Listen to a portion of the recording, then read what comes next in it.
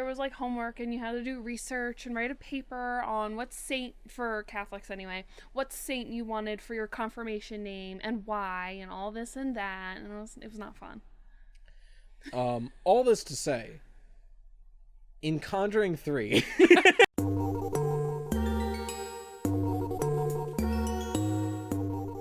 Welcome to Etc., the podcast where we don't even know what will happen.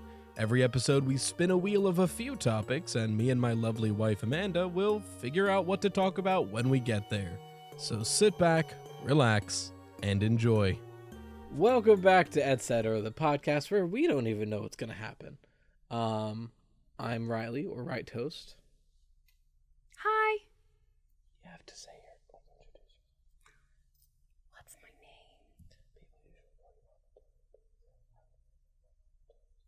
What did I say last time? You didn't. Oh. We didn't intro last time. I'm leaving that in. Okay. I don't know. What should I go by?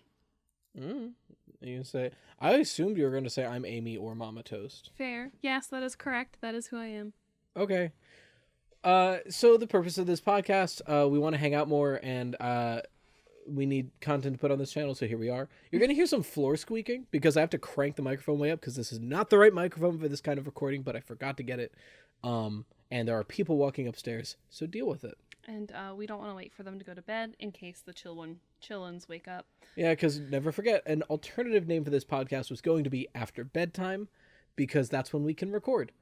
Mm-hmm. So, the wheel today, as always, has tier lists, Reddit posts, or just one of us will talk some shit about something.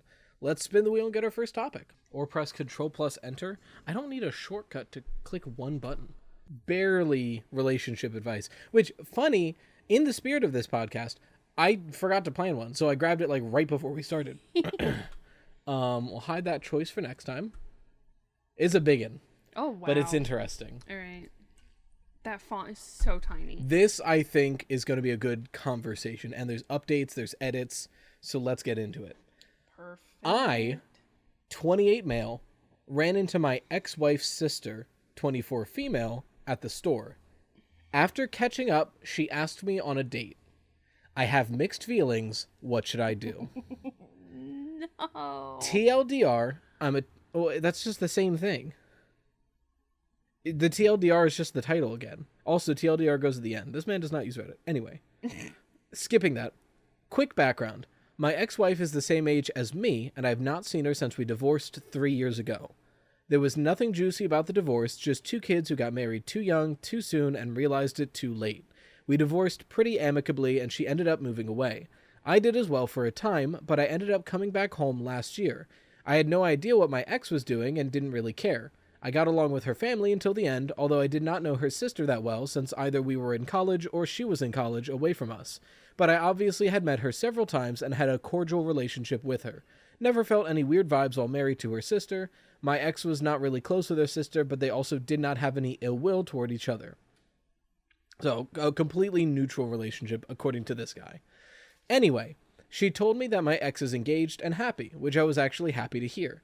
She said her parents are doing well, and they even asked a little while ago if she knew what I was doing, which she didn't because I don't keep in contact with anyone from her family, kind of wanted a clean break, you know?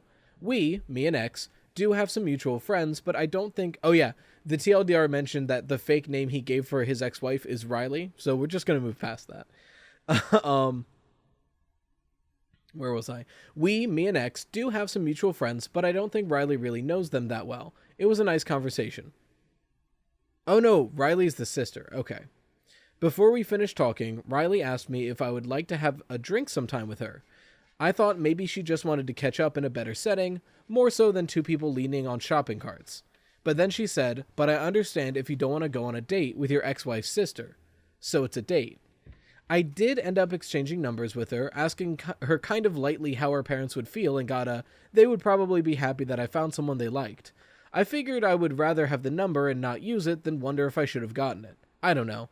I guess I was also just happy that an attractive woman asked me for my number. She did mention in our conversation, before she asked me out, that she was always surprised her sister let such a good guy go, which I corrected her and told her it was definitely mutual, not all on my ex. Riley is very pretty. Well, thank you. I enjoyed talking to her, and I like her family. They also always liked me. If I had just run into her as a stranger and there was no history, if I'm being honest, it would have made my day to have been asked that. But I keep thinking that it's weird. Like, she's obviously a grown woman now, but she was a teenager when I started dating my ex-wife. As I said, I didn't see her all that much, so no, this is not a grooming situation. Weird that you specified, but I guess it's good you specified. I would feel weird going to her parents, almost being like, hey, I decided to give your other daughter a try. Then how would my ex feel about it? Would it ruin her relationship with her sister? And if we got serious, I'd have to see my ex-wife at functions, which I don't care that much about, but it's still odd, you know? Then I got these intrusive thoughts, like, is this my unconscious trying to make my failed marriage seem like a success? Then there's like, what if Riley had the same tendencies that made you and your ex incompatible? But I feel like I'm also not being fair to Riley. Riley has a great family. She seems to have her stuff together. She was enjoyable to talk to. I feel like I could also be allowing my past to throw away a potentially great partner. I don't know. I'm really confused. Help me. So that's the original post. Jeez. Immediately, don't. Like, That's weird. it's so weird. Like, okay, I understand everyone here is a grown adult. Everyone here is allowed to make their own choices. To me, that's weird. Like, you feel uncomfortable with it, there's your answer. Yeah, like if your gut Don't says do no, it. then don't. I mean, also, the ages, he's 4 years older than her, which, like, 30s, 40s, not a huge deal. 28 to 24 is a big gap. Those are different parts of your life. It not saying this is, like, inappropriate age-wise. I'm just saying, like, I'm, 25, turning 26 in, like, a week? Mm-hmm. I can't even imagine flirting with a 22-year-old. They are in a different world. They just got out of college. Yeah, but again, 24, 28. I don't think it's that bad Fair. at 24 and 28. I don't know. The older I get, the younger the people younger than me look. I think that's what it is. Which I guess is the healthy mindset to have. Mm-hmm. Because, like... I guess they're both in their mid to late 20s. Yeah. And yeah, 4 years isn't such a big deal. Because, like, because he mentions when he started dating his ex-wife, they were too young and he knew her when she was a teen. But, like, passively. I don't know. It's a weird situation. Hey, there's other families. You don't have to. And I don't think it's being rude to her to just be like, that feels uncomfortable. We can be friends though. Yeah. Like that feels like, I understand he's like, that just feels being not fair to her. I don't think that's being unfair. I think it's totally fair to say, I'm not comfortable with this. Yeah. All right. Edit 1. I can't post an official update yet, so here's the best I can do. I've read through your comments, taking my lashings from some, gotten some weird, creepy personal message from others who, as one person put it, understood why I wanted to knock boots with my ex's sister. What? In fact, it's in quotes. I assume he means fuck. Oh. In fact, it was the creepy pro messages that actually changed my mind more than the people telling me not to go on the date, though some of you against it also made some great points. I texted Riley and told her I don't think it's appropriate for us to go on a date. I told her that I enjoyed talking to her and catching up, but that we should only be cordial if we see each other, but nothing more. Maybe I shouldn't have said this, but I also told her that it's nothing personal against her, that she seems like a really great person, but given my history with her sister, it just isn't appropriate. She replied that she understood and respected my decision, but also said she didn't think my ex-wife would have a problem with it. But I was steadfast and said I still don't think it's appropriate. I learned a lot about myself here, and if you read some of my comments, you might have seen this, but I'll try to summarize. I miss being a husband. I miss being in a loving marriage. I don't miss my ex-wife, but I miss what we once had, and I want that again with someone else. I didn't know I felt that way, well, at least consciously, until I spoke to Riley. I think her being my ex-wife's sister brought out some feelings in me that were never unlocked by the women I went on dates with in the interim, because they were detached enough from my previous marriage that I could still repress those feelings. I didn't realize how lonely I was, and how much I craved having a woman that I could come home to, and not just receive love, but give it. I think I focused so much on my career and other things in my life that I buried those feelings after my divorce.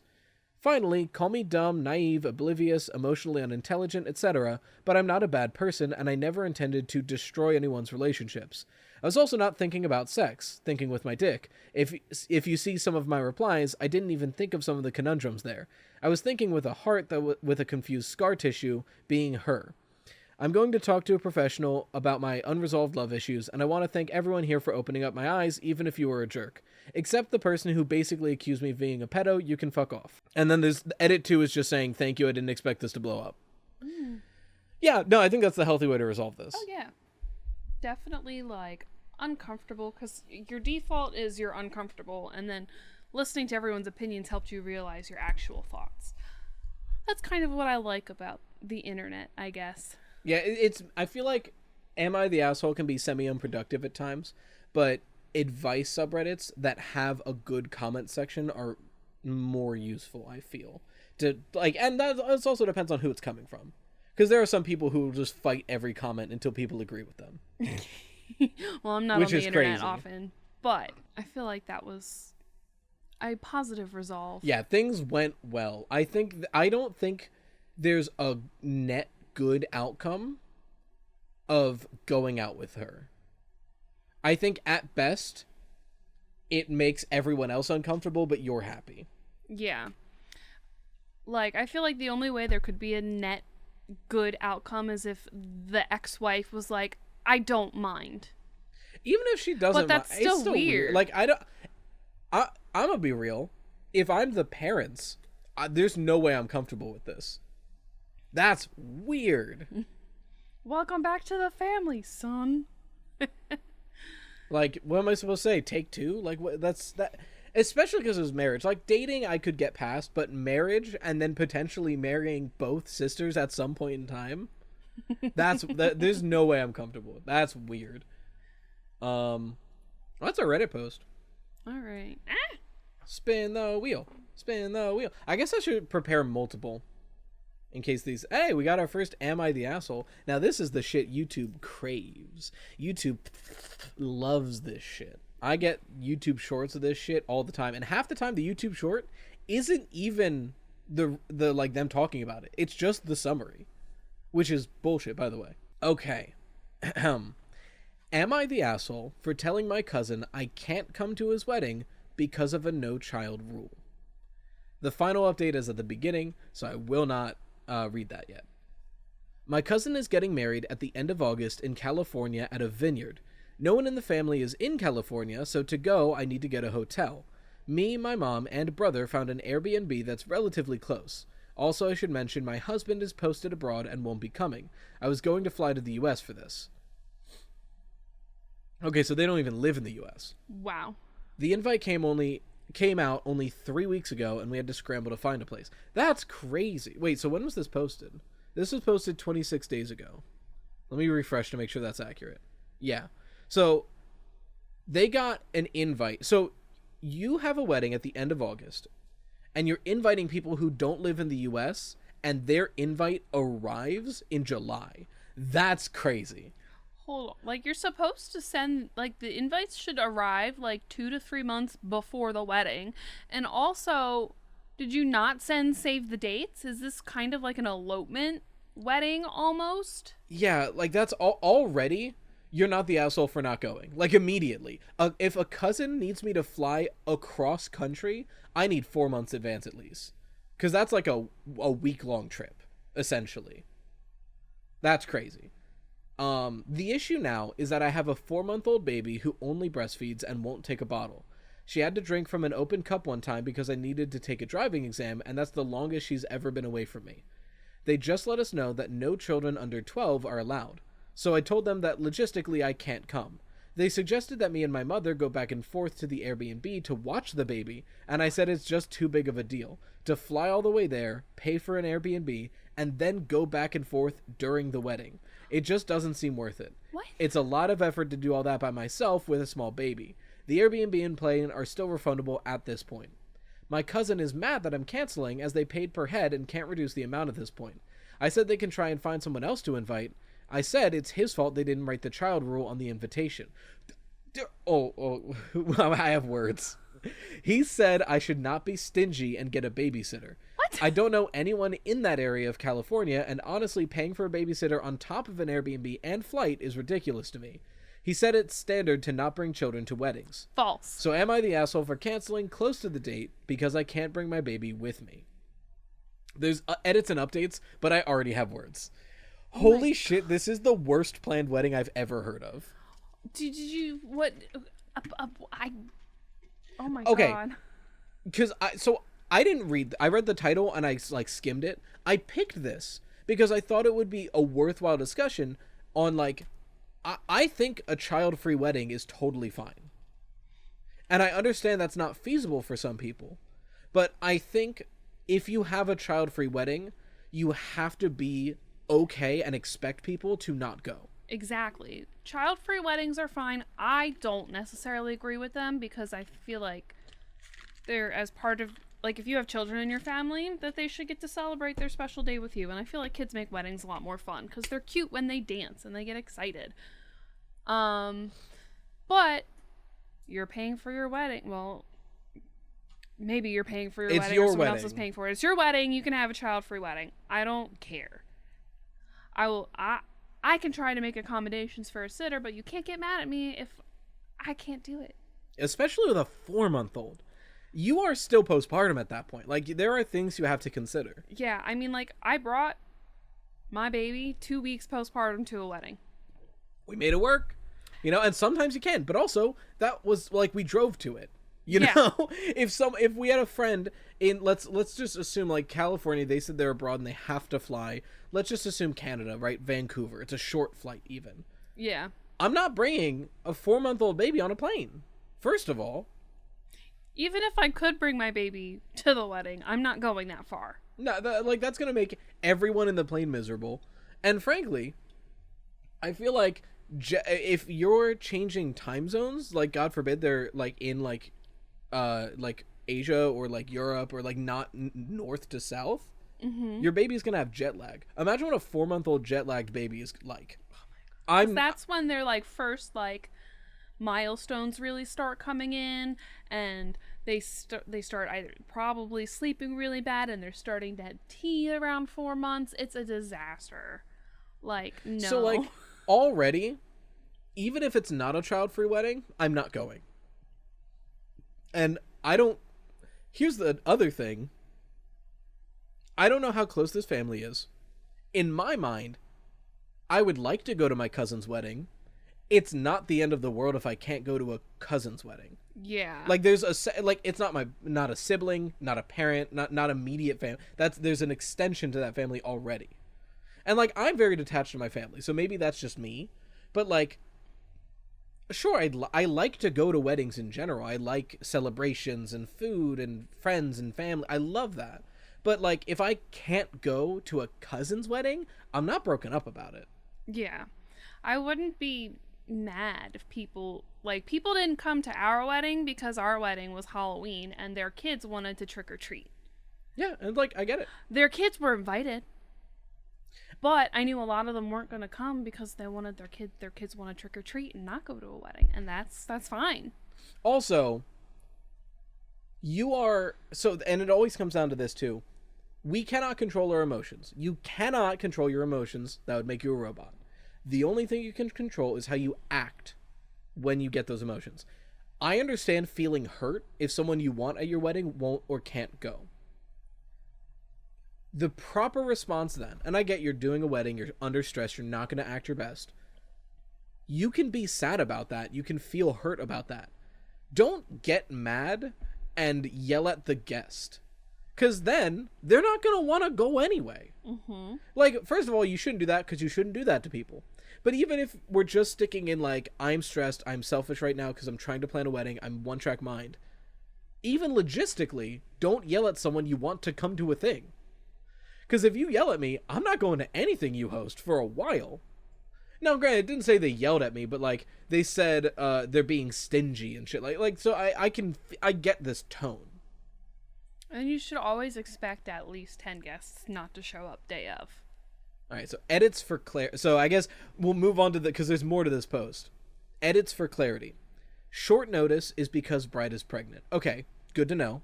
Important. I live with my husband in Germany, where he's posted. They are going from Germany to California. Oh, That's God. like, at least, that's like a third of the planet, right? Because, like, we're on the East Coast. We're opposite of, like, China, Beijing area. Let's look at the map. What's opposite of the West Coast? Because that would be closer towards Europe. I don't know if it makes it to Germany, because Asia's huge. World map. Let's see. What if you just Google what's opposite of California? No. That's kind of stupid. All right. I mean, how else are you supposed to coordinate this on a flat, stretched out map? Shitty picture. I'm Googling what's the opposite of California.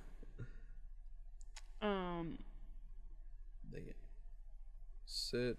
Okay, so here's California, right? Mm-hmm. Here's Germany. That's basically on the other side of the world. Yeah. It's practically Opposite I would say of- opposite. California. It's somewhere in the Indian Ocean between Africa and Australia.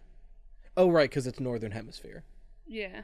So it says it's about here, but like that's pretty close because Yeah, because my rough guess was going to be right here. Was going to be the opposite. it's more right here. But I mean, still, that's basically halfway across the world. Yeah. So yeah, the jet lag comment coming in. That's a 20+ hour flight, maybe. Well, to get to Australia is almost, I think from California is almost 24 hours, right? I don't know how long. I've been in a plane maybe once my entire life, Well, and I was too young to remember it. there and back, so technically twice. Fair. And same. I have one very, very, very foggy memory of playing that crocodile dentist in a plane seat. And I don't even remember where we were going because I don't remember doing this. Maybe it was a bus, frankly. I don't know. I was like maybe 4 or 5. So yeah, Germany to California. I'm impressed she managed to get a flight and Airbnb Germany to California within 3 weeks. That's impressive. Mm-hmm. Okay, so already, I live with my husband in Germany where he's posted. Baby already has passport because she is only U.S. citizen. Because of the shotgun nature of the wedding, the invite consisted of a graphic image without particular guest names emailed to the guests. So the RSVP system also let me choose up to 3 people. I thought that was me, my baby, and my husband. Okay, so yeah, I get you're rushing a wedding. If it's also, a little ironic that a shotgun wedding, because of a child, is child-free. That's a little ironic. That's just kind of funny. Nothing wrong with... first of all, I don't think you need to be married to have kids. Like, that's very antiquated. I understand a lot of families, like, even if they don't believe that, maybe just to make the family happy, that's what they're doing. But you can wait to get married, even if you're having kids. Like, that's fine. It's whatever. Just sign the papers and have the reception later. Yeah, exactly. If you want to be married with your children, like, this is the person I'm going to spend the rest of my life with, we want to have this child, okay. Like, logistically get married and have a ceremony, literally defined as for show later. Like, hell, wait a year and have, like, drinks that the bride can enjoy. But yeah, I think the fact that it's already a rush job because of the nature of this, 1, I now understand why they're so stressed, but 2, you can't be mad if someone who lives in Germany has to cancel. What?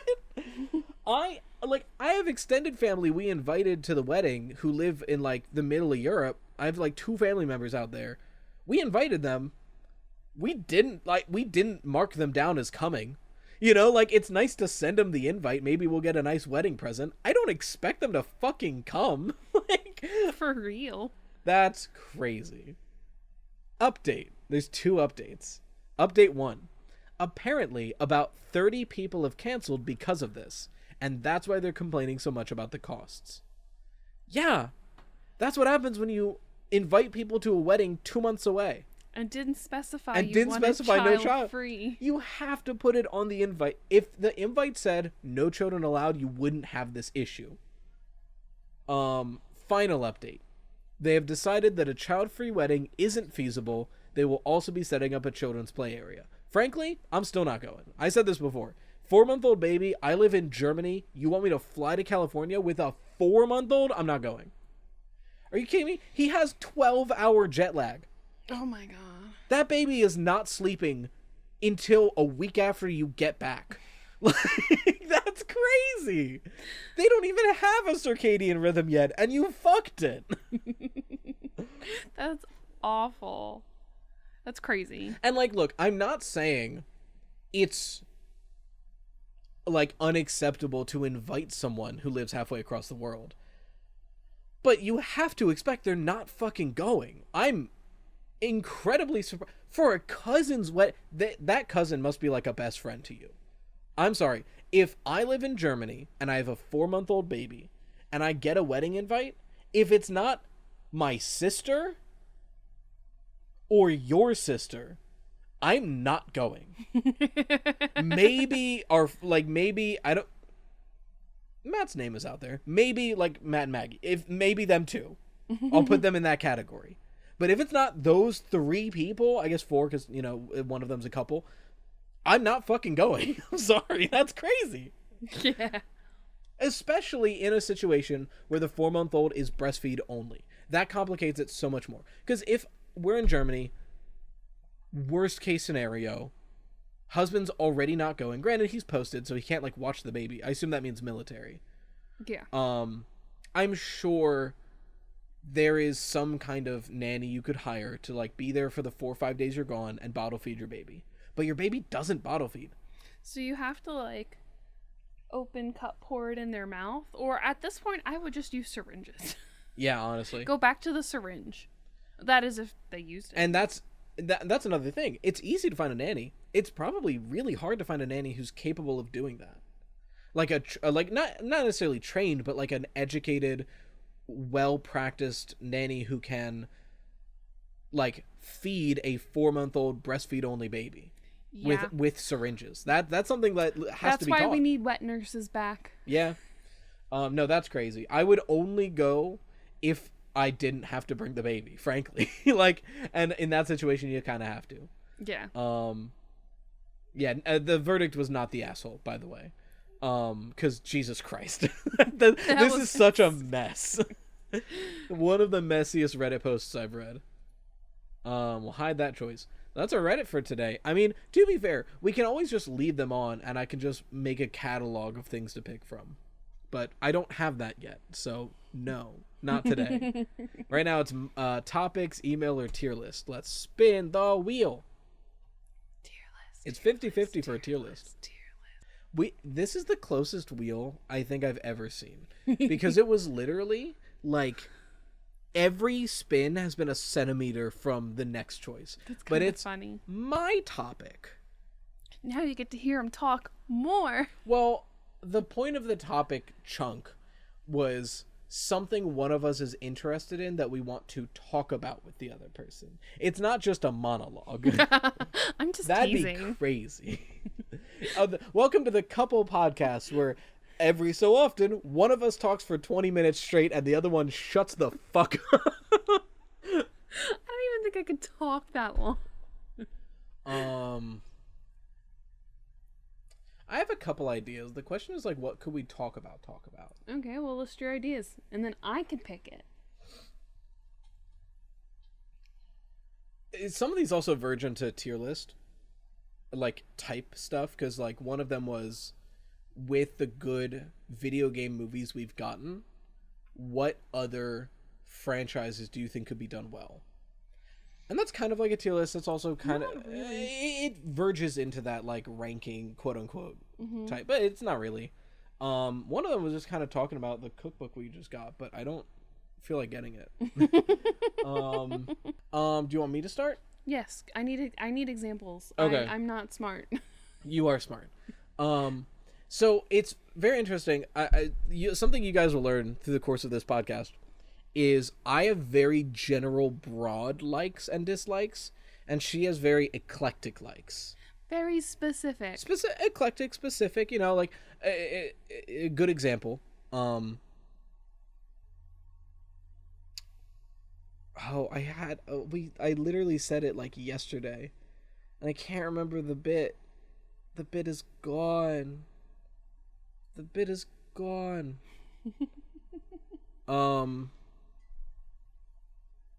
Perfect example. Do you like comedy movies? Do you like Mike and Absolutely Dave Need Wedding Dates, a comedy movie? It was actually decent. It's I was impressed. so on and so forth. They're like so anyway. With my music taste, for example, is even better. Yeah, your music taste I would say is more broad generally. It's broadened. It's unguessable is what it is. It's not that it's specific, it's that it's unguessable. Because Yes. you're a metalhead, but like also this one specific song from Disney's Descendants. Like so, it's hard to guess. Kesha. Yeah, there's but that's also just being human, We're all weird. So I tend to like most movies. Like I'm very, I guess I'm very easy to like things.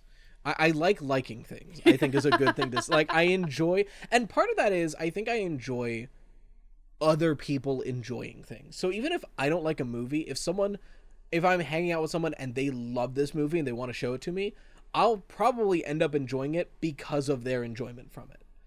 I'm very easy to I guess like not manipulate, but like me as a person is very malleable to the point where like if the people around me are enjoying something, I tend to enjoy it regardless.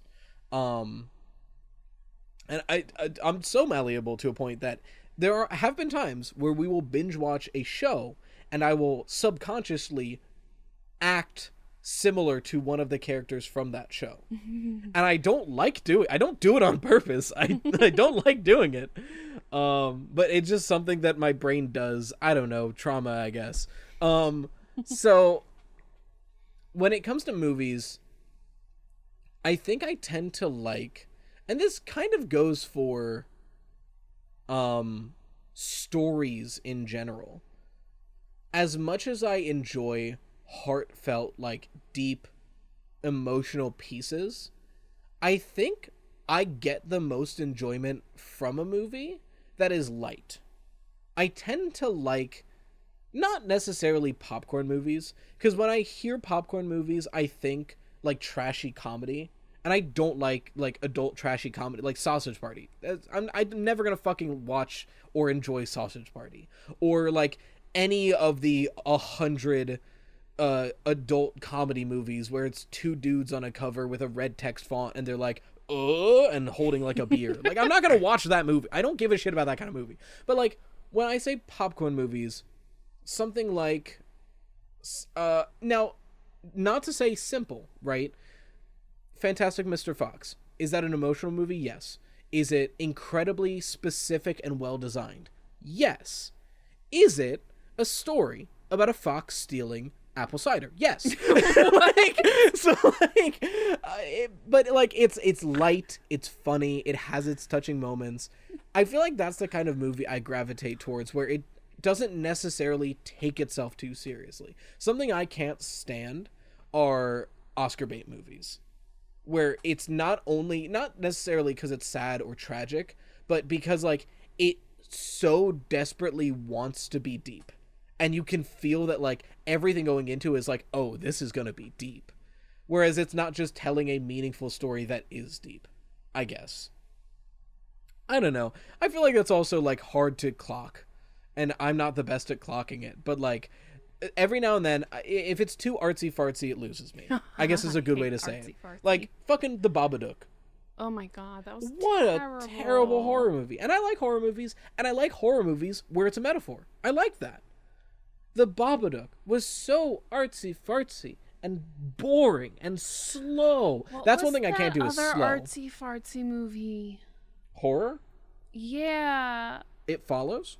No. Because I think It Follows had some pretty good scares in it. Although it had a weird message about STDs. The Canker Man. Oh, did I watch that one? Yes. Was that the Crooked Man? That was what Oh, the Cankerman was the cancer thing. was the cancer thing, where it was actually like the whole, like the premise is this little boy dreams things and it comes true. I think that Cankerman would have been better if it wasn't about cancer. Because I think a lot of the segments of that movie are dope. Yeah. The reveal kind of cheapened it. And they were like trying to make this like really good like metaphor, and it didn't work right. Yeah, it kind of fell flat. No, I remember that movie now. Because there were some really cool segments with that. But the overall movie was kind of bad. But I think that's my general taste in movies. And I also do like... I tend to gravitate towards more fantastical kinds of movies. I'm not big on realism. If I wanted realism, I don't seek it out. The more fantastical a movie tends to lean, there's a higher probability I'll like it. I think that's partially why most of the realistic movies, quote unquote, I enjoy are Wes Anderson movies. Because his movies inherently are very storybook. They're very, like, this looks like I'm watching a book, which kind of gives you that sense of fantasy in a way. I don't think I've seen any of his movies. No, I keep trying to make you watch them, but we keep not having time for it. The only one I think you would genuinely enjoy is Fantastic Mr. Fox. It's about a fox stealing apple cider. You never read the book? No, there's a book? It's a very famous children's book. It's Fantastic Mr. Fox, and there's 3 farmers that he steals from throughout the book. And, like, they're, like, mean men. And, like, one of them does... So, one of them has apple cider. That's the last one. One of them does, like, I think meat. The other one does, like, cheese. And the other one does, like, apple cider or something. Okay. I don't quite remember. But it's basically, like, the original storybook is, like... I don't even know what the original storybook's moral is. But the movie adaptation kind of leans towards... It's kind of, like... a healthy demasculinization of the father figure. Because the beginning of the movie is very like, I'm the father figure, I will provide for everyone, I will make everything work. And throughout the course of the movie, it turns into, we will make it work as a family, and we will enjoy what we have. I see, okay. Interesting. I mean, that's the movie that brought us, the mom at some point has a really good line of, and you probably have heard the audio for this, but she walks into the room, looks around, and then just, if what I think is happening, it better not be. That's the meme. Yeah, that's the meme. It's from that movie. It's a really good movie. I just generally like how storybook Wes Anderson movies feel. I think it's because I gravitate towards fantastical kinds of movies. That's my feel. Before we open up the dialogue, what's your taste in movies? You've had 10 minutes to think about it. I don't know how to explain it because it's really weird. Horror movies. Mm-hmm. I like, it's been a long time since I've seen any of the like classic like 80s slasher horror movies that I grew up on, like with Freddy and Jason and Myers, Chucky. Yeah. That was my childhood, by the way. So what is it about horror that you enjoy? I like the intensity of a lot of the horror. I like the scary. I like to see if it can scare me. And most of the time, not really. Because, like, they get you with the cheap jump scares. But, like, I like to try to figure out what these, like, scary things, like, what's going to happen. Like, I like... because this is a little bit of a side, I like to watch like those like cop shows because I like to try to solve the crime before the police do. Not that not to clock you, could it possibly be that inherently horror is formulaic? Maybe. And because you do like a regime, you like a regimented thing. Maybe that's probably why I like a lot of those police procedural shows too, because like they're trying to solve this crime and like, who is it? Can I figure it out before they do?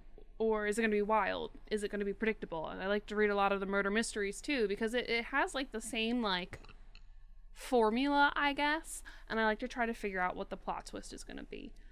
But like with the horror movies, I like to see if they can scare me, which some of them can. I like graphic, gory things. I guess that's just from being raised on it. My dad doesn't like those movies anymore, and he won't watch them with me. Sad. But he used to when I was younger. And, like, I also, like, I tend to like movies if I like the actors and I think the actors do a good job. So, like, with Mike and Dave Need Wedding Days that you brought up, for example, I really like, what was it, Aubrey Plaza, great cast. Anna Kendrick, Zac Efron, and Adam Devine. And I was like, I'll Amazing watch this cast. movie because I like the 4 of these actors, and they'll probably do a really good job because, like, they can be funny. And another good example of that, The it was Intern. funny. The Intern. Oh, yeah. Because that's not a movie either of us typically like. But Anne Hathaway and George Clooney? No. Other old guy. Robert De Niro? Maybe Robert? I gotta look it up. It's like one of those, like, slice of life movies almost, where, like, it kind of has this, like, open-ended type ending where it doesn't quite feel satisfying. Right. Yeah, Robert De Niro. I couldn't remember his face. Also, and I I just love Anne actually Hathaway. like enjoyed, like, it was actually, like, good because the story was decent and the acting was great. I love Anne Hathaway, loved her like my whole life. She's in it, I'll more than likely watch it and more often than not enjoy it. But, like, a lot of the movies, like, the weird, like, if it's not in this horror category, it's generally like movies I grew up on, like the Disney movies that I grew up on, and, like, the new stuff is good too. And then if I really like a specific actor or actress, I tend to also enjoy their movies. And I feel like that's just because I'm comfortable with their work and I like their work. Yeah, I see that. That's interesting. I very rarely will see an actor and specifically watch it because of that actor, I think. I pick a lot of movies for that. Or, like, if I think I like the concept, like, I really like, which is really stupid, but I actually really like them, is the My Big Fat Greek Wedding movies. Mm-hmm. They're so cute. And, like, I don't like those kinds of movies because they're, like, basically... I'm the rom-com one. They're rom-coms. I love a rom-com. They're rom-coms with, like, big families and, like, it's just really cute. Like, the second one is the best because it's, like, the mom and the dad of the main character, like, their marriage technically isn't legal because they never signed the priest or whatever didn't sign it, and it's this cute old couple, like, in love, and they're happy, and I like it because they're cute. And I usually don't like those kinds of movies. And I watched it on a whim because I had nothing else to watch. That's another thing about my taste in movies that I kind of forgot about. The rom-com reminded me. I like happy endings. I understand some movies are objectively better with sad or tragic or neutral endings. I understand. Some stories are best without a happy ending. I don't give a shit. I like it when people are happy at the end of a movie. I like seeing characters be happy. I like things going well. I don't know. I tend to watch movies I'm, like, familiar with. Or, like, I pick movies I'm going to watch because I'm familiar with the actor or actress and I enjoy their work. I get that. Like, if I don't have anything to watch and like, oh god, what I'm trying to think of, like, if Dove Cameron were to come out with another, like, movie role. Try to talk This way. You're talking to the screen, which I get. Talks not at, you don't have to be, like, right up here. You don't have to do that. But, like, if you're gonna lean right. Lean this If way. you Okay. lean- I'm, like, looking at the light. Yeah, don't. And it's hard because the camera's over here and I'm looking at the light, so there's no shadow on my face. I see. I can move the microphone, I guess, if that's better for you, and I'll just move it back later. No, it's fine. Like, if Dove Cameron were to come out in a new movie, I would probably watch it because I love Dove Cameron. I've loved her since she was in The Mentalist and made me sob hysterically. Yeah, I'm not to say I don't watch a movie because of the actors in it. Because, like, if there's enough actors I like in a cast, I will probably seek out that movie. Like, Mike and Dave Need Wedding Dates. Perfect example of that, because, like, the 4 main characters are 4 actors I love. So, of course, I'm gonna try out the movie. But if it's, like, I don't really have an actor that, like, if they're in the movie, I'm watching it. Like Anne Hathaway. I love Anne Hathaway. Anything I've seen her and I've loved. If a movie comes out that I have no interest in and she's the lead, probably not gonna watch it. Yeah, I'll probably watch it because, like, I won't have anything else to watch. That's fair. And speaking of fantastical, I also tend to... It's weird, right? I tend to love...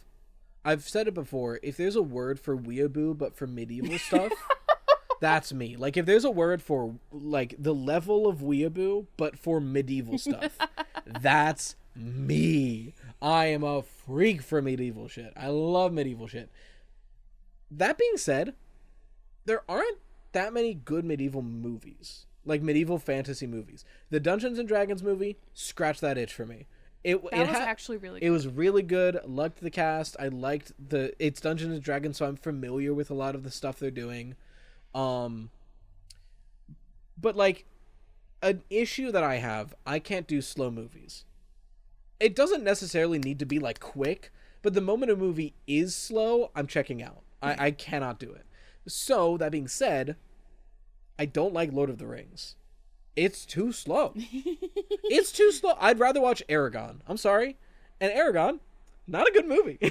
But it's quicker and it's got dragons and swords. Fuck, that's all I need. Ooh, I also really love natural disaster movies like Twister, The Day After Tomorrow. Is it Aragon or Aragorn? Aragon. It's Aragon? Eragon? What's Orn that I'm thinking of? That movie or that VR game? No, that's Gorin. There's something like Bubba Orn. Oh. I don't know. Am I forgetting anything else? Oh, speaking of, did you have any interest in Twisted or like the Twisters? 2? Twisters, I think they're calling it. I don't know because it doesn't have. So Philip Seymour Hoffman isn't in it, and Bill isn't in it. I don't even know if is like I can't think of her name off the top of my head.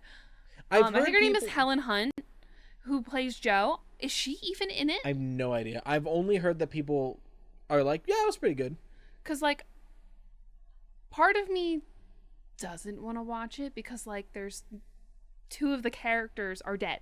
You can't put them in there. Yeah. And it's not really a sequel. I have heard. But I do kind of want to watch it because I love tornadoes. I've heard select theaters did 4D where you could have water spurt at you at like storm. I'm not kidding. I think it was like very, very select theaters, but I've seen TikToks where people like turned on the water essentially, where like in a very stormy scene they'll get like sprinkled, which is crazy. The splash zone at the movie theater is insane. Okay. If that's in town, do you want to do that? I'll do that. Okay. If not, I'll wait till it comes to like TV or DVD. Yeah. Yeah, I don't know. I guess it sounds basic. I can sum up my taste as I like light fantastical, not necessarily fantasy, but in some way fantastical movies where there's a happy ending. If you have that, I will enjoy the movie. Perfect. Amazing movie, even though it's aged somewhat poorly. Ella Enchanted. Oh, I fucking love Ella Perfect Enchanted. combination of what we've talked about. Familiar, Anne Hathaway, fantastical, happy ending, light. What if it didn't age well? It's been a long time since I've seen the movie. Nothing comes to mind immediately, but I'm going to assume at least something didn't age well. It's a comedy movie from the mid 2000s. Well, something in it's gonna be right. Book for like a not like the step between children and why, like that weird in between. Let me cover my bases. I don't know if it's aged poorly, but I'm going to say it's very possible it did, and I don't remember much of the movie. Oh, it's my favorite movie. I'm like, I can't think of anything that would have aged poorly. I genuinely do not remember. Because not even like an effect. I'm not a huge effects snob. As long as it's not distracting, I don't care. I do prefer practical effects. I will say that's something that I'm a sucker for. I will watch a movie I was otherwise didn't really give a shit about if it's got really cool practical effects. Because I do like the artistry in that. That's part of the reason why I want to watch Scary Stories to Tell in the Dark. Because that's all practical. Yeah, that's been on our list to watch. It looks and that looks spooky. Creepy as fuck. And that book haunted my dreams as a kid. I had the one where the cover was like supposed to be a dead tree on a hill, but it's a profile view of like this clown skull thing. Yeah. That cover freaked me the hell out. I loved it. I do follow some directors, I will say too. Oh, James Wan. Wes Anderson, Guillermo del Toro. Like, James I'll Wan look horror for movies their are stuff. so good. I don't know about his non-horror movie stuff. I have no idea about his I have not I just watched like his his horror movies. non-horror movie works. If James Wan is somewhere involved in a horror movie, I'm watching it. I've also recently learned there is a limit to how much religious bullshit I'll tolerate in a horror movie. Because which one was that? That was the third Conjuring. The third Conjuring movie? I love the Conjuring movies. I love the third one was really... The third one was so religious. Like, I get... Because, like, the couple's very religious, and that's the whole premise. And all the Conjuring movies have that undertone of religion. Of course, it has to be. It's exorcism from a Christian's point of view. I get it. Catholic. Oh, sorry. Am I not allowed to say same? I'm going to really piss off, like, you know what? No, I'm not going to piss off 10% of the audience. I have a feeling if you've sought out this podcast, you're not religious enough to be mad at me for saying that. I will say, a bunch of heathen. My community is heathenites and sluts, and I wouldn't have them any other way. Because it's the Catholic Church that would do the exorcisms, because it has to get approved from the Vatican and the oh yeah, Pope the Pope. and stuff. The Pope's got to say yes or no. At least, big boss man. At least the Vatican has to approve. I don't actually know if the Pope has to approve. Former raised Roman Catholic. I don't know. I don't recommend it. My mother was agnostic, Wiccan. She kind of floats around. My father was atheist. I think he's a born again Christian at this point. I don't know what his deal is, but they wanted to raise us religious. They wanted to raise us as big tent Christian, because the majority of my family is Catholic, because the isn't Catholic. Yes. Yeah. So the majority of my extended family is Catholic, which really shows that my parents don't know shit about Christianity, because we moved around a lot as kids. My family did, and they would just put us at the nearest Christian denomination church and not clock the differences. So I went to a Christian, a Catholic, a Lutheran, and then another Lutheran church. And I think there was not Baptist, but like another denomination at some point we went to. And let me tell you, after shopping around, as someone who is not Christian, Lutherans were the coolest. They were really chill. And especially the last Lutheran church I went to had bread and grape juice for the kids, like regular bread. And smartest thing I've ever seen a church do, they would have a noon mass in the gymnasium, and they had a live band perform the hymnals. That's sick. Like, again, I'm not Christian, but if you want like kids and teens to actively engage in your religion, meet them where they're at. Make it cooler. I mean, that's how you get kids to learn. You meet them where they're at. Yeah, if you want to spread your religion, make it fucking cool. Well, I bullied some priests to let me get my last sacrament to appease my grandparents. Although I will say, crazy thing about that Lutheran school, I went through essentially like CCD, like a lot of churches will do this, where it's like religious classes after school, often during the evenings. Going to a religious school. This like, I don't remember what he called it. I'll just say CCD. Had like homework and written tests, Mine did too. Which was crazy. Like, looking back, insane behavior. I had to write an essay on Bathsheba. I don't even remember who she is. Yeah, no, mine did too. Especially for the older ones. Like, once you were like getting... I was in high school. Confirmation? No, I was in middle school? Middle school. I was in middle school. There was like homework, and you had to do research and write a paper on what saint, for Catholics anyway, what saint you wanted for your confirmation name and why, and all this and that, and it was not fun. All this to say, in Conjuring 3, because, like, again, Conjuring 1 and 2, there is those religious themes because it's exorcism from a Catholic's point of view. I get it. Conjuring 3 is so religious, and also really demonizes paganism a lot. And, like, they always do. There's always there's the Satanist symbol, which must have been here. And, like, they'll just make shit up. Always do. You look past it for the movie. Because that's what it all is in their point of view. The whole movie of The Conjuring 3, slight spoilers, I guess, is That movie came out like 4 years ago. you need to have stronger faith in God than the evil witch who's cursing people to kill people. It was crazy.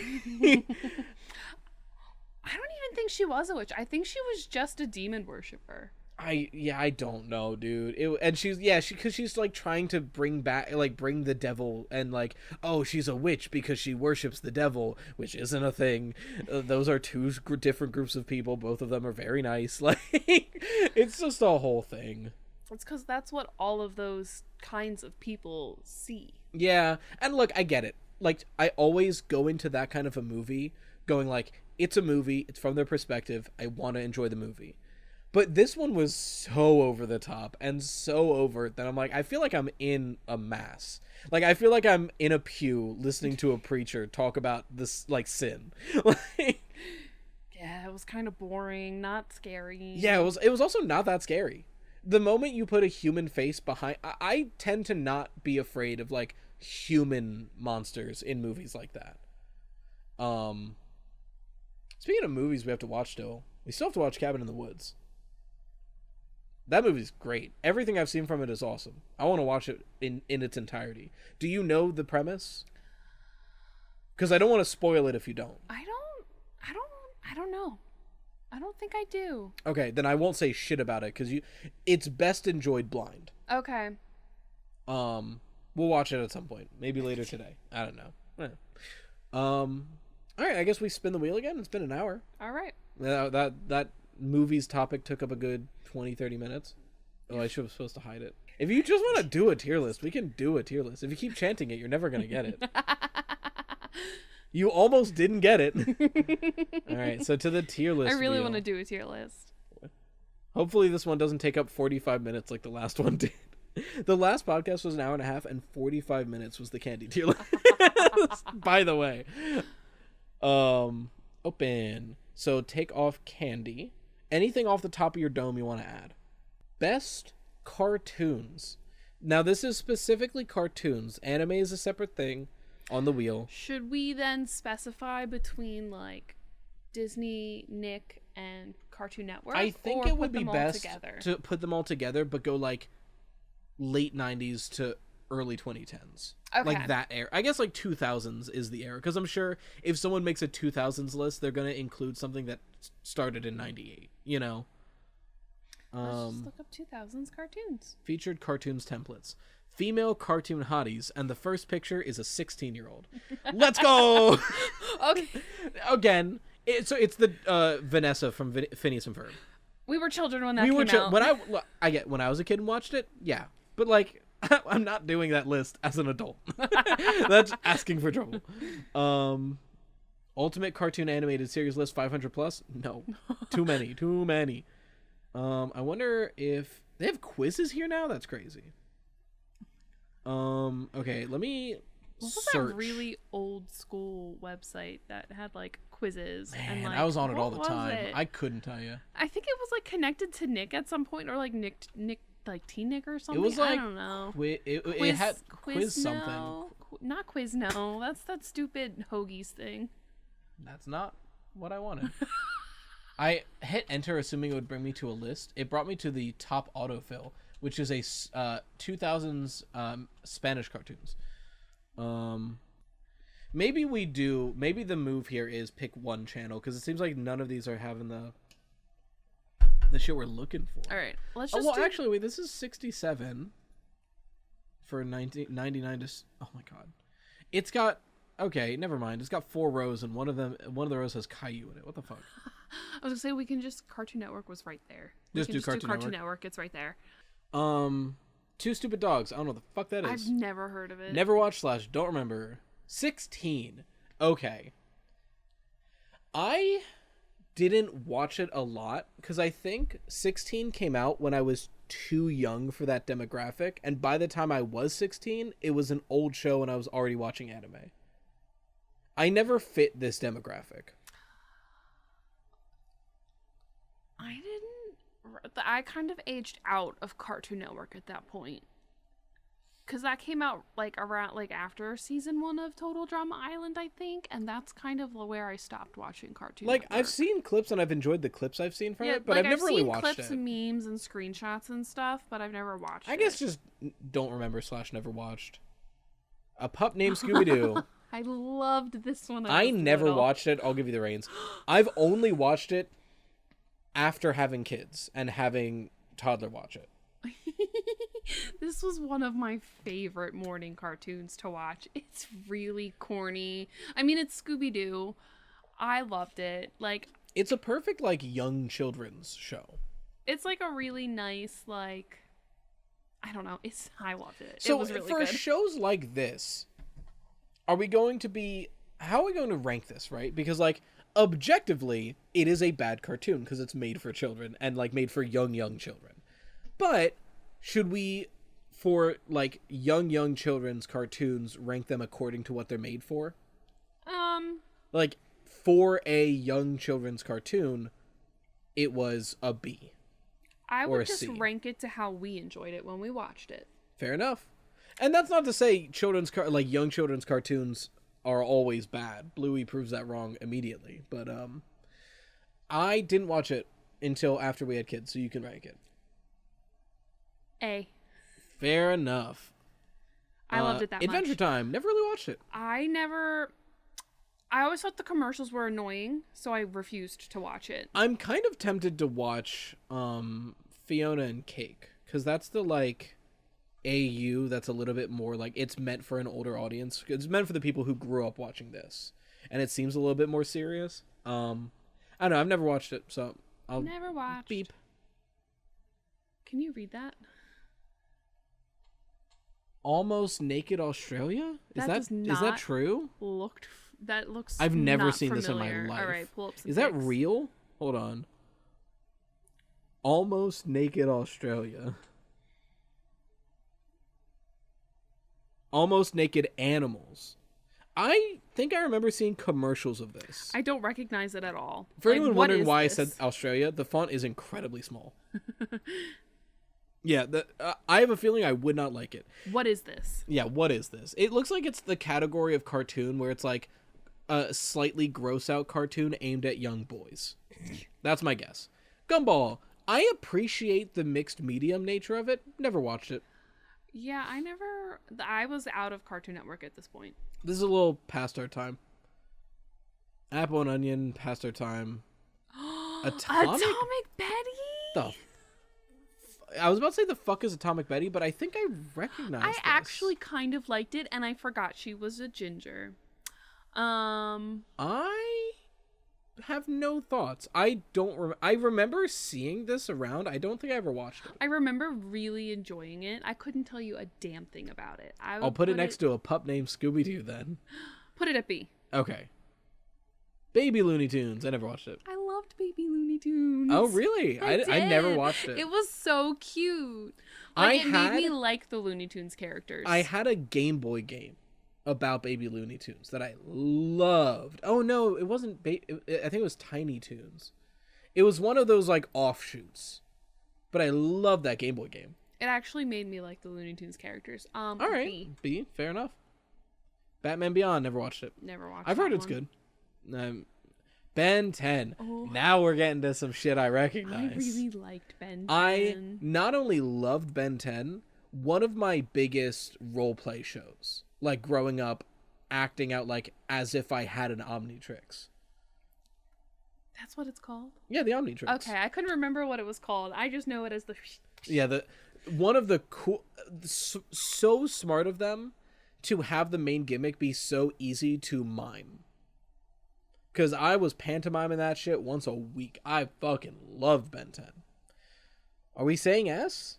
No. Where are you saying? B. I think I say A, so I'm okay with just settling for B. B for Ben.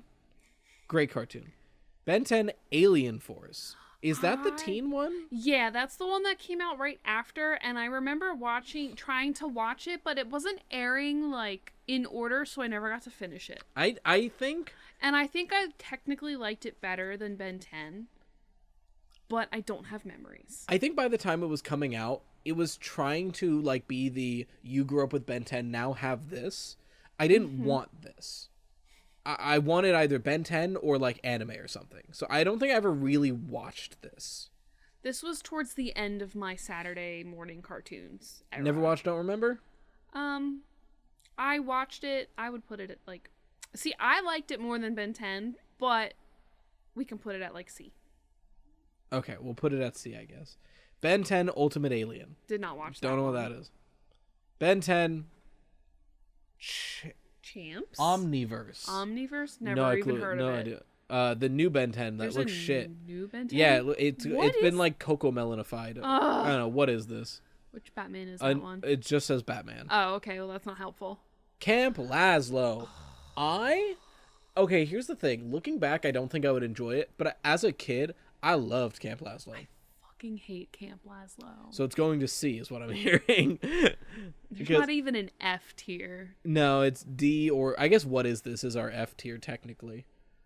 But you would put it in what is this bad. I would probably put it in good grade. So to C it goes. Doesn't deserve it. Captain Planet.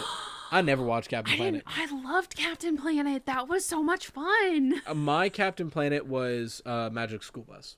I watched Magic School Bus too. Like, if we're talking like early educational cartoon, it was not Captain Planet for me. It was Magic School Bus and like that era. Oh, I loved Captain Planet. It was great. We can put it at like C or B though. Okay. Oh, we'll round out the C tier, I guess. Chopsaki. I don't want to say that last word because that feels like a slur. I remember this show. I've never seen this in my life. I remember it. It was really weird. I think it's like weirdly 3D animated. Yeah, it looks CG. And I remember that chick with the buns. I'm gonna hit what is this Go on ahead. that guy. Chowder, our first S tier. Chowder does not get S tier. It gets A tier. What do you mean? It's so good. What is preventing it from being an S tier? You have to name something you don't like. It's not the best. Is there anything in Chowder you can name that you don't like? Panini. But she's written to be unlikable. Chowder goes S tier any day of the week for me. I'll put it in A. Fine, you can put it in No, S it can tier. go in A. It's We have to agree on S. Okay. Clarence never watched it. Oh, that's kind of new. That's why. Is that Class 3000? Class 3000. I don't know what that is. Class 3000. It's like a music school. How did I miss this? Because that sounds right up my alley. Yeah, I've never heard of this. Oh, so good. Well, B, A? B. Yeah, I never watched them.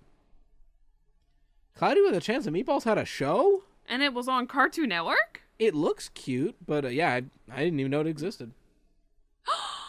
S tier, S tier, S tier, S tier, S tier. I feel ashamed to say, but yeah, I think it is an S tier. Code Lyoko. At the time, I was obsessed with this show. I've never watched it since. I started rewatching it after we had Baby Toast when I was up early in the morning with him. After like I would have to wake up while he was asleep and then like do the pump because boobs hurt. And then I would watch it. Like you guys know. Breastfeeding problems if you've ever breastfed. I could talk about that for hours, but it was good. There's some things that are definitely like you shouldn't have put that in there, but that's fine. I do love the forehead show. S tier, S tier, S tier. Yeah, no, it's an S tier. I loved Code Lyoko. That was a big I used to roleplay show play as well. that with friends at school. Speaking of big roleplay shows, Codename Kids Next Door. I never. You never watched it? Oh, I watched it. Okay, I never roleplayed it. I not only roleplayed this all the time, on the Cartoon Network website, you used to be able to make your own Codename Kids Next Door ID. That's kind of cool. And I printed it out and had my gran laminate it for me. That's so I had a little ID card. You're adorable. Loved Codename Kids. Also, great web games. Codename Kids Next Door had great web games. But no, one of my favorite Cartoon Network shows, I would say. Oh. I put it next to like the greats. I put it next to Billy and Mandy, next to Chowder. I put it right up there. Mine's under. Like, I would put that at a B. You put that at B, it goes to A then because it's an S for me. Okay. No, Codename Kids Next Door, loved that show. Speaking of the best of Cartoon Network, Courage the Cowardly Dog with Courage. I loved this show. I was a very fucked up little kid. Well, to be fair, this is a very fucked up show for kids. it makes sense for you to like it because how much you liked horror movies as a kid. This is just horror movies for kids. There were some episodes that scared me more than the horror movies I grew up on. I am really impressed with how much they were able to push the envelope with this show. This show, I think the closest show we've gotten to pushing an envelope of what you're allowed to get away with since then is probably Gravity Falls. Mm-hmm. Like, Weird Mageddon isn't as like intense as Courage ever got, but it gets intense, it gets especially for intense. it being a Disney show. Yeah. Disney does not get intense like that. Yeah, so like I think since Courage, the only other show that's gotten close to Courage in how much they're able to get away with, I think, is Gravity Falls. Which just tells you how much they got away with Courage the Cowardly Dog, because they got away with a lot. I don't know if I would put it in S tier. I would put it definitely in A, though. I think it goes to A then, because it is S tier for me. I think there's like 5 or 6 Cartoon Network shows that like I would rewatch at a drop of a hat, and this is one of them. Yeah. I would not put it in S. I put it in A. Cow and Chicken. Fucking hated Cow and Chicken. There was an era, I think like late 90s Cartoon Network, early 2000s, where they just made possibly the strangest shit I've ever seen. The weirdest, dumbest Cow shit. and Chicken. The Cow and Chicken verse. Because these characters kind of crossed over a lot, too. Yes. I almost said Angry Beavers. That's Nickelodeon. Also a weird show, but not on the same level of weird. Cow and Chicken, will always remember, had Powdered Toast Man. Nope. One of the strangest bits I've ever seen. I'm gonna... You keep discussing. I need a potty break. Oh, I was gonna show you something, so Oh, that kind of fucked everything I was doing up. How dare you have bodily functions you need to do? Simply pee your pants for content.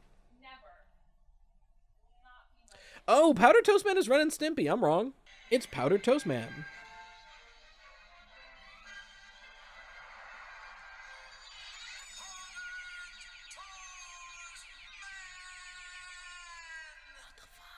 Hello, fellas. What seems to be the trouble? We are allowed to have your toast. Leave everything to me.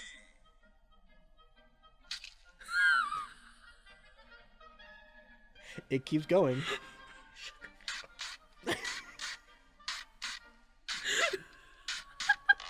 In pure no dialogue.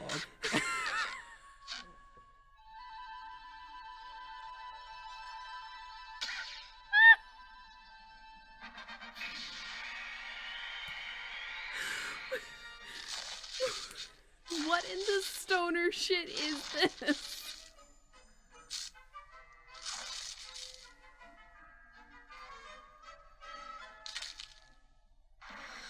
It's also not good.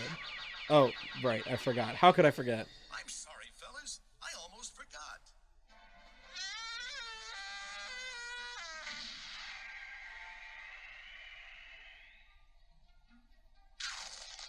If they forgot the flavor.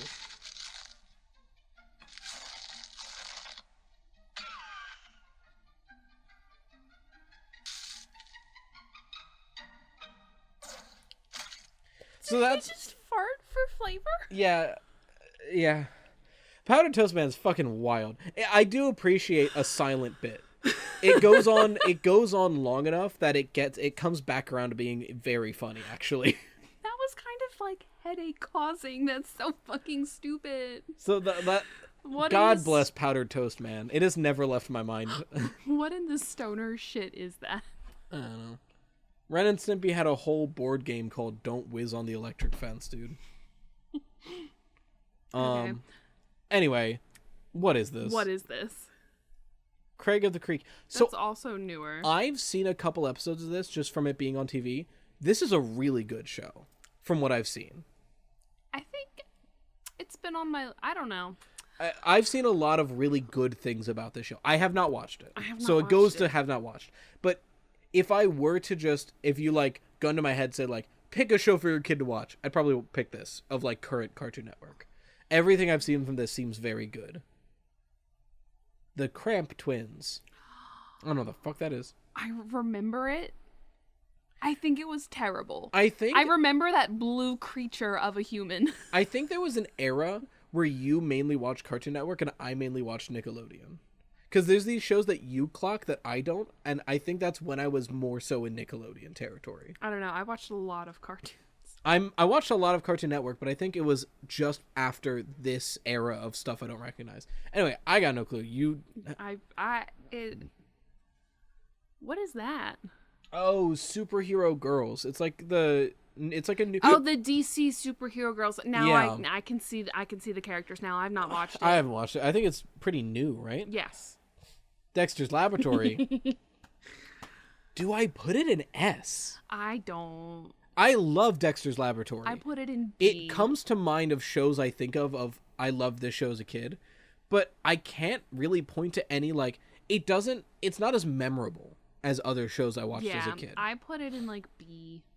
I think it does end up in B because like when I say, oh, I love Chowder, I can list like 10, 15 episodes right now. Bits. I can do Courage, like I some can Chowder bring up bits. those bits. I can bring up Dexter's Lab. I could even bring up a bit for Ren and Stimpy. I can only think of the formula of Dexter's I Laboratory. can think of Dee Dee's Tippy Toes. Exactly, like, And that's it. and like Mandrake as a character, or Mandark as a character. Like that's so. I think it does have to go to B, but I remember loving the show. One of the many How to Train Your Dragon shows. I didn't know that were on Cartoon Network. I didn't know. I didn't really watch them. Duck Dodgers. Never watched it. I didn't watch it. Ed and Eddie. Brr, yeah. I loved this show. It was I so was one of the stupid. households where we were not allowed to watch this My show. mom would yell if my dad and I were watching it, and she'd go, "Turn that off," and then she'd go back into the kitchen and do something, and my dad would turn it right back on, and we'd see how long we could get away with it before she'd go, "Turn that off," and we'd go like, "Oh, whatever." I did sneak episodes, and I enjoyed the episodes I watched. I don't think I can say I loved it as a kid because I didn't get to like sit down and watch it. Oh, I loved it. I watched it. But I know I would have enjoyed it, and I know I probably still would enjoy it. It's really stupid. I kind of put it in A. I'm okay with A, from my limited exposure to it. Oh, this is what I was trying to think about the other day. Evil Con Carne. It's the Billy and Mandy spinoff. Now I kind of remember it, but It was like these I three didn't villains had their watch own it. spinoff. It wasn't, if I remember, there was like maybe like 10 episodes. Like it was not a long Weren't they series. like shorts that they would put in between Probably. I think like in between shows and stuff? I think I say C here.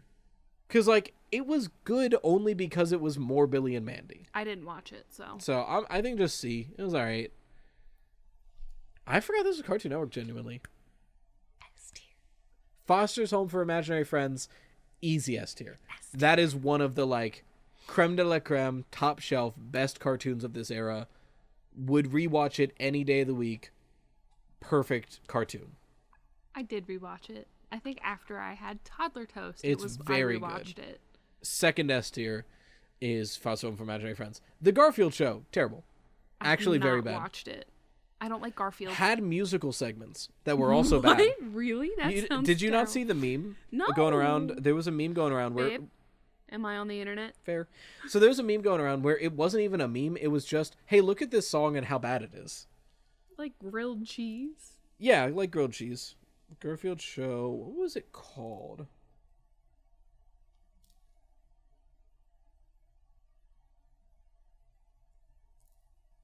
Song. The Dirk Dinkum song. Go away. Yeah, this That's their plane. Why is it heading is a real song from the show. turn before heading east? But they won't get there before us, will they? After what I did to that plane, they won't get anywhere. All right, that's enough. Nobody likes to be hated by the population till I find I don't mind when they say go away. Folks believe and perceive I am an abomination. They despair, I don't care. It's that, yeah. It's bad. The animation, ass. It became a meme because of how bad it is. That's terrible. What is this? Get rid of Which it. stinks, because I like the Garfield comics. I never really liked Garfield ever. Anyway, what is this? Oh, I totally forgot about Generator Rex. I've never heard of it. I never really watched it, so it's gonna go there. But it was kind of like trying to do the Ben 10 thing where it's like plucky, young, and now he was closer to like Ben 10 Alien Force age. But he had like, I don't really remember it, but I think the basic summary was like, imagine kids' power, but in that main character. But I didn't really watch it. I just remember thinking it would be cool. You know, I watched a lot of George of the Jungle. Couldn't tell you a thing about it. The cartoon? Yeah. I watched it a lot too. I kind of liked it. But I don't have I memories. remember liking it. I can't remember a thing about it, though. I put like See? C, I guess. There was a Green Lantern show? Apparently. I didn't watch it. I've already mentioned it multiple times. Our third S tier, I assume. Let it go to S tier. Let it go. We're going to have a conversation. The Grim Adventures of Billy and Mandy. Possibly the easiest S tier so far for me. You'll let it go to S tier? It's not quite S tier for me. Why? It wasn't one of my go-tos to watch. I enjoyed it when I watched it, but I didn't really seek it out, but I enjoyed it. So, this goes back to what we talked about during the movie section about her likes being eclectic. You love horror movies. You love dinky things. I do love dinky things. And here I present to you the dinkiest cartoon about the Grim Reaper. Yes. And it's not an S tier. It's A tier for me. You said you'll let it go. I already said we have to agree for S tier. You are making me sin by putting this in A tier. It can go to S tier. Fine, but you get one too. Okay. Oh yeah, it had 2 spin-offs, Grim and Evil. I remember this one, I think, but I don't have I put it right next to Evil Con Carne. Yeah, wherever that went. See. Oh, He-Man. Never watched it. I didn't watch He-Man either. I think that's the newer He-Man though. It's not the old one. No, it's not the old He-Man. I never watched it. I never watched either of them, to be fair. I watched a little bit of the old. I forgot about Hi Hi Puffy Amiyumi. I never watched it. I know the theme song by heart. I did. Because I can fucking Hi Hi Puffy. That's in my brain, but I never watched it. B or C. Okay. It'll go to B, because C is winning right now. I Am Weasel. That's what I was talking. Yeah, I Am Weasel, Count Chicken. They all go straight to what is this? Because it was I Am Weasel and his partner IR Baboon. What? Cause it think like Pinky in the Brain. I refused to watch it because I thought it was bad. So think of it like Pinky in the Brain. Okay. Where I Am Weasel, IR Baboon. I see. Simple. Infinity Train. Not heard of it. Shame to what happened to it. I never watched it though. Essentially, it was a really promising show that got canceled in that whole like HBO Warner Brother thing where they like canceled a bunch of shit. Ugh. This was one of the shows that got canceled. Bummer. It had like 5 episodes, maybe just a pilot. It was like very early and like immediately got canned. That's stupid. I hate when shows do that. Johnny Bravo. I barely watched it. I really liked it. When it came on, I would watch it. I never felt myself as a kid being like, man, I want to watch some Johnny Bravo. I think it goes to B for me. B is fine. What you were gonna say? I didn't mean to cut you off. No, it sounded like you B were. B is fine. I was gonna be like, I watched a lot as a kid. I really liked it. B is fine. Fair. Cause like it's not like I fucking hate Johnny Test. As a kid, loved Johnny Test because it is like made in a lab to appeal to like 12-year-old boys. To be fair. Mm-hmm. Looking back, one of the blights upon cartoons. Fucking hate it. The whip crack sound effects. Watching the Yerbud Tevin drinking game to Johnny Test opened my eyes about how bad this show is. Holy shit, it's bad. Yeah, I think it goes to D. Because it's not what is this. I know what Johnny Test is. I think it's our first D tier. D tier, D tier. Never watched Justice League. I did. Did you like it? I did. B. All right. What about that Justice League? They Is both that Justice League Unlimited? Yes. That one was not as good, I think, in my memory. C. So C. What about Justice League Action? Nope, didn't watch that one. Crypto the Crypto Superdog. the Superdog. I think I've seen like in episode. Oh, Maybe. I loved it. It goes right up there with Pup Named Scooby-Doo. Let's look at the same. You like your dog era. shows. It was really cute. League of Super Evil. I remember this. Yeah, that's not familiar to me. I don't remember like anything about it. I remember really liking it, so we can put it in like C or B. Okay, I'll put it in C, I guess. C, C, C. Oh my god, I loved this show. I forgot about Juniper Lee. She was badass. So this is, I mean, okay. I hate to say it. As someone who has a foggy memory of both of these shows, I'm seeing a main character and a pug, and the title of the show is The Adventures, right? Is Oh, it the that's life and times of Juniper Lee? The something of J name. I thought for a second this was American Dragon Jake Long. Can you scratch my back really Sure. quick? Middle. And I loved American Dragon Jake Long. I remember liking Juniper Lee, though. I just kind of forgot it existed. I loved it. Put that shit in A. I don't remember A? anything of Alright. it, but I loved it. Long Live the Royals. Never heard That's of got to be it. something new. I've never heard of that before. Just straight up the Looney Tunes show. I don't like the Looney Tunes. Is this the newer one that was actually really funny?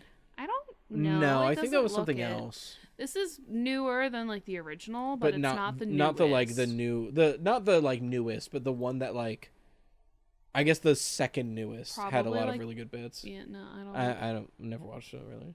Mad. What is this? Very bad. And that is also the name of the tier it's going in. So Mad was a series of like comics that were like kind of like parodies of modern things. And they had a show as well that was also like parodies and side comics. It was like a comedy sketch cartoon, essentially. Mm-hmm. It wasn't very good. I'm gonna be real. It was kind of bad. But it can go, what is this? Mau Mau. This is a new thing I haven't seen. What is it? I don't know, but this audio from TikTok has blown up for a long time, and I just learned where it was from yesterday, so I actually... If I didn't learn where it was from, I wouldn't have clocked it. Alright, you'll get just the audio, I guess. What I do? No one at school wants to be friends with me. Yeah, I literally can't relate to that problem at all. But you know who no one likes? Hey, Mama! First of all, how dare you? I've not heard that. Seems funny. I never watched it. Flapjack! I fucking hated I Flapjack. loved it as a kid. Like, A or B tier for me. I watch this all the time. Absolute F. We're going west. You know, it is kind of just Courage the Cowardly Dog as a comedy.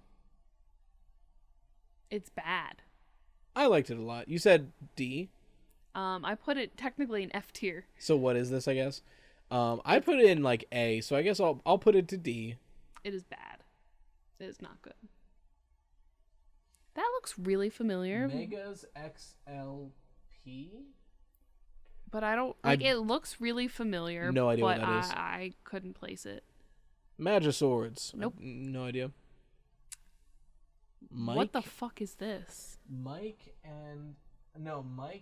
Lou, and Og. What Mike, is Lou, and this? Og. I have no idea. Mixels. I have no idea. The Moxie Show. I have no idea. Man, we're hitting some obscure shit. Mucha Lucha. I love Mucha I Lucha. thought that was a Nick show. I thought it was Disney. That's what's the Nick one then? LT Gray. You're thinking of. Okay. LT Gray also great. I can't remember which. Mucha Lucha. Mucha I Lucha. didn't Mucha watch Lucha. it. Mucha. I loved Mucha Lucha. I'm probably gonna put it in B. That's fine. I really, really liked Mucha Lucha. Man, shout out to worst theme song. My gym partner is a monkey. Absolutely atrocious theme song. The show fucking sucks. I liked watching it as a kid, but even as a kid, how much I enjoyed the show. As a kid, I hated the theme song. So I think it's going to end up in C with our different opinions here. Because you're probably putting it in D, or what is this? I'm putting it. It's my F. It is. It's your F? Okay, that goes to D then. Because I think I was going to put it in B. Ninjago. Never watched it. Never watched it. OKKO. Another show that apparently everyone really liked and it got canceled after a season. Never watched it. Didn't watch it.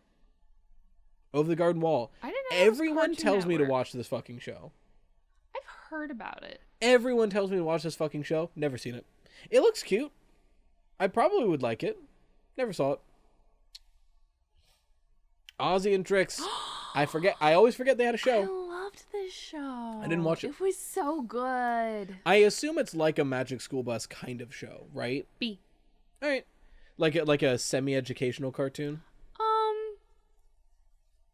Or did they just forego any education, just had a cool show? I don't see. As a child, I don't remember it being educational. Fair. It probably did teach some stuff, but Very basic things, like what to do when you have a fever or something. yeah, I don't think it's like educational in the sense of like a Magic School Bus, but like I think it did like talk about some of the stuff. I don't quite remember. I remember it being cool. I remember it being badass. The Powerpuff Girls. A. Yeah, I think A's good. I liked it a lot. It's one of those, it doesn't go to top shelf for me, but it is like a great cartoon. And like the more I see clips from it, the more I'm like, there's some pretty damn good jokes in that show. Yeah. But as a whole, I don't think it hits as often as we remember. Yeah. Yeah, I think A is a good spot for it. The new Powerpuff Girls I didn't watch it. Didn't watch it.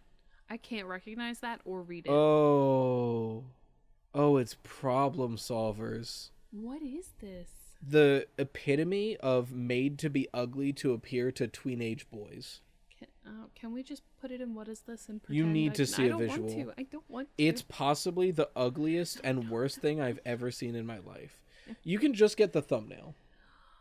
Unironically, it looks I like don't want to this. see it. No. It get looks out of, like no. this unironically. No, it looks bad. What is this? Get rid of it. Possibly the worst cartoon ever made. Regular show. I did not watch it. I watched it a bit. I think in retrospect, it's better than I gave it credit for. I was kind of aging out of Cartoon Network at this time. I was already out of Cartoon Network at this time. So I really didn't watch a lot of it, but I liked what I watched. I'm gonna put it in never watch, don't remember though. Robot Boy. That's really cute. I recognize this robot. It. I don't recognize this show. I recognize this little robot. I loved that little fucking robot. I remember couldn't loving tell this you little shit fucking about robot. it, but I loved the show. I guess B. Because I remember loving this little fucking robot and nothing else.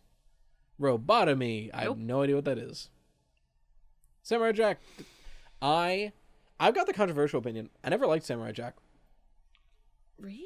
It goes back to too slow. Yeah, that's why I would put it in B, which is also a controversial opinion. I understand what it is. Genuinely, I think it's more suited towards adults than kids. I think it's a very well-made, very well-paced, traditional samurai new age cartoon. Why the fuck would a 10-year-old boy care about that? I'm too ADHD brain. It was too slow for me. Mystery Incorporated. So Scooby-Doo Mystery Incorporated. Yes. I never watched it. I didn't watch it as a kid. I started watching it as an adult. I've because heard- I wanted to see what the shit was about. I've heard that as a show, this had the most cohesive and like better plot. It was not as many Scooby-Doo is just a bunch of one-off cases. Yeah, this this was one the first had like a story to it, and the story was pretty interesting. I I never finished it though. Yeah, I never watched. I guess it goes never watched then, I guess. I don't know what that is. The second worst show of all time. Secret Mountain Fort Awesome. What is this? Problem solvers, but it doesn't look as bad. Get rid of it. Cartoon Network just did have some dog shit shows. I kind of forget about them. Secret Saturdays. Never heard. You of know, the visual of it is, I recognize it, but I don't think I ever watched it. Sheep in the Big City. I kind of remember. I that. remember it, but wasn't this like shorts? I think it was shorts. I'm gonna put it in never watched because I don't really remember it. I remember it being fun though. What is Skunk Fur. I have no idea what that is. Oh no, Skunk Fu. Because that's got like a yin yang. He's got like the hat. Yeah, I don't know what that I have no idea what that is. That shit is. Sonic Boom. Okay, hear me out. I never watched it fully. I've seen a good amount of the episodes from babysitting though. Is it a good show? It's bad. No. It's really Is it funny. really entertaining? Yes. And as a Sonic fan, I kind of want to put it in B. That's fine. I'll let it go. It's funny as fuck sometimes. It was really Holy funny. shit. Like, if you have some time, just go on YouTube and look up, like, Sonic Boom funniest moments. That's all you need. That's really familiar. Space Ghost Coast to Coast, I thought was Adult Swim. It might be, but I never watched it. Yeah, I was way too young for this. Squirrel Boy. never. I watched recognize it. I don't think I watched it. Clone Wars. Never watched it. Hate Star Wars. Clone Wars, the CGI version. No, never watched it.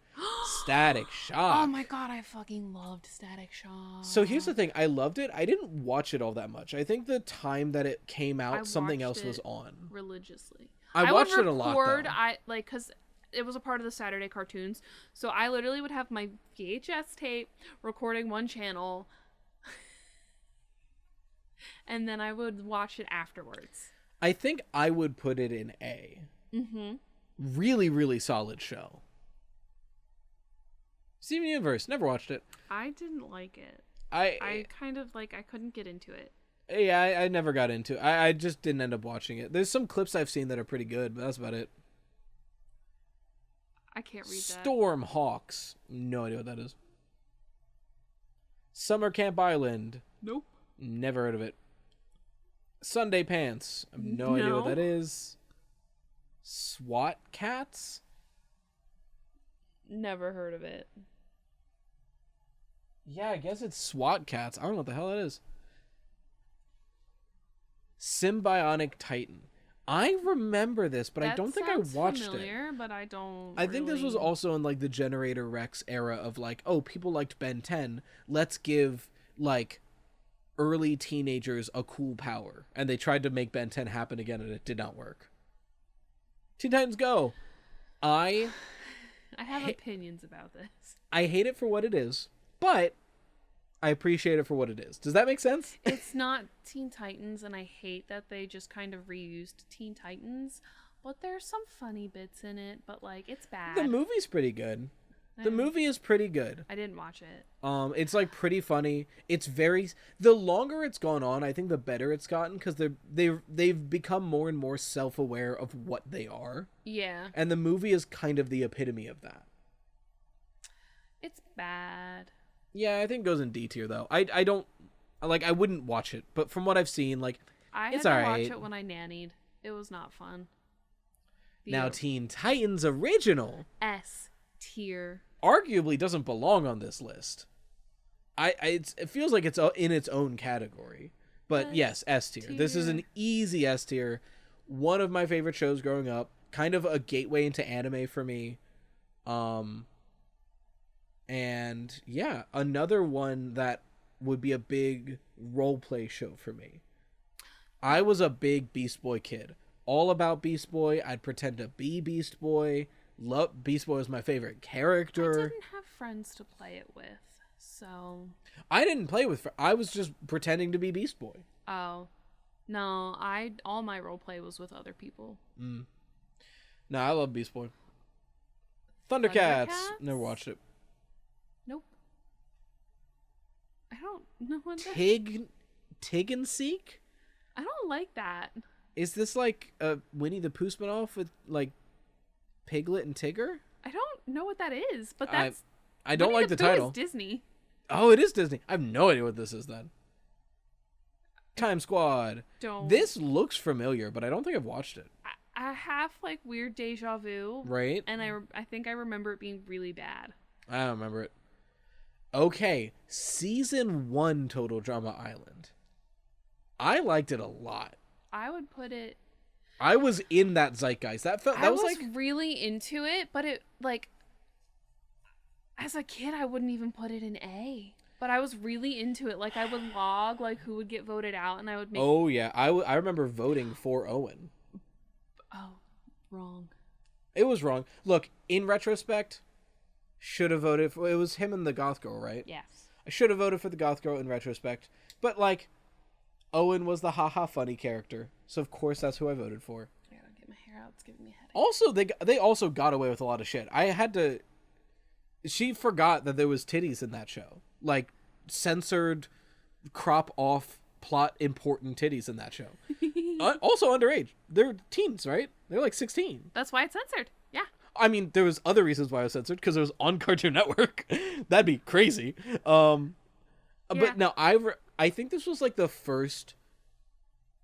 Maybe this is lame to say, but no, because I was growing up. As a kid, this was possibly the first, like, cultural event that I was a part of. This was the first show where, like, I would go to school and be like, who do you think is getting voted off? Oh, I didn't talk about it with anybody. No. I just kind of wrote it down to myself because I didn't really have a lot of friends. This was our Survivor. Yeah. No. Literally. I would put it... A? B? I... As a show itself, maybe B. Yeah, because, like, I really liked it, but it wasn't, like, I didn't like it as much as I liked those other shows. Even though, like, I was really into agree. it. Like, I don't know what that is. Redonkulous Ray. Oh, this is season 2 Total Drama. I never yeah, watched it. no. And then the Total Drama, like, I preschool don't thing. know what the hell that is. Totally Spies. Now, this might be our trade. Because I don't think I put this in S.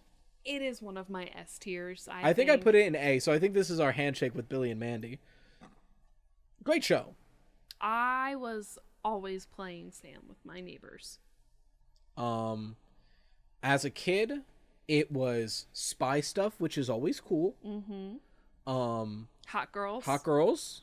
When we were children. Yeah, like, again, as a kid, right? Because, like, I feel like a lot of young boys avoided it because it is very overtly quote-unquote girly. But I have always been of the mindset of, one, I didn't care about that because, like, just my family raised me. My dad is very effeminate, you know. I was always very open to that. I was trying on my sister's ballerina dress when she wasn't looking. Like, I've always been very comfortable with that kind of stuff. But also, as, like, a, 12, 13-year-old boy when this show was coming out, cute girls. Younger. Around there, like 10-ish. I don't know when this came out, but I remember liking it a lot. For me, it's probably A tier. But this is your S. I don't know what that is. Transformers something. Oh, I never liked I never watched it. Uncle Grandpa never watched it. Also, what is this? Unikitty. I don't know what that is. It's but a spin-off from the Lego movie. It's a unicorn cat. Interesting. And it got its own show, apparently. Well, the art style is cute. Looks cute. Never watched it. Victor and Valentino. This seems like it's past our time because it looks like I don't high quality. recognize it. I've never seen this before. Villainous. I don't know what that is. Mm-mm. We Bare Bears. I keep meaning to watch We Bare Bears. It looks so cute. Really cute. It looks I've really not cute. Seen it. But I haven't seen it. What a cartoon. I don't know what that is. What is this? Can you even read that? Whatever happened to Robot Jones, I think? That robot looks familiar. That sounds familiar. But I have no memory of this as a show. What's new, Scooby-Doo? Now, this is, I think, our generation's Scooby-Doo. Yeah. Was this the Plain White T's theme song? Yeah. Okay. What's new, Scooby-Doo? Yeah. Coming after. Because this is like, yes, there's Mystery Incorporated, which was also our generation, but this is the, like, the formulaic, it's a little bit past, but, like, this is the, like, formulaic Scooby-Doo for a new generation. For our generation. I loved this. Oh, yeah, I watched it a bunch. I don't know if it... Does it go to A tier? I don't know if it goes to A tier. I would put it in A tier. I think I put it in a high B, so it can go to A tier. Put that shit in A. All right. How dare you? Shaolin Showdown. I never watched it. This is all you. I really loved this show. Like, I watched it religiously. I would probably put it in S tier. That's how much I loved it as a kid. Looking at it Damn. now, it looks really problematic. True. But as a child, I didn't think it looked problematic. I didn't think there was anything wrong with it. Now, we had our one trade, so I think this does end up in A. That's fine. Yeah, I never watched it. I would put it in S. That was Young all about it. Justice. Never Didn't watched. watch that one. I forgot they gave the annoying orange a show. What is The fuck this? Not heard. Hero 108. It kind of looks cool, but I never watched it. Thundercats, like Roar, it's like the new version. Batman, I can't read the that. animated series. I think I watched that one. People, I think this is the one people say is like the good one. I just don't remember. Batman's just kind of boring. True. Superman something. Is also boring. Elliot from Earth. Nope. I've never heard of this. This might be new. It looks new. We Baby Bears. I forgot there's a baby spinoff. That's also That's cute. Really cute. I haven't watched it. I forgot about Jellystone. They tried to make a never heard of new. it. Is it Yogi Bear? Yeah. They tried to make a new Yogi Bear show. I heard it was like actually kind of good, but not very popular. Didn't watch it. I don't know what the fuck The that is. Fungies. Steven Universe Future. Oh yeah, there was the like time skip version of the show. I don't know, never watched it.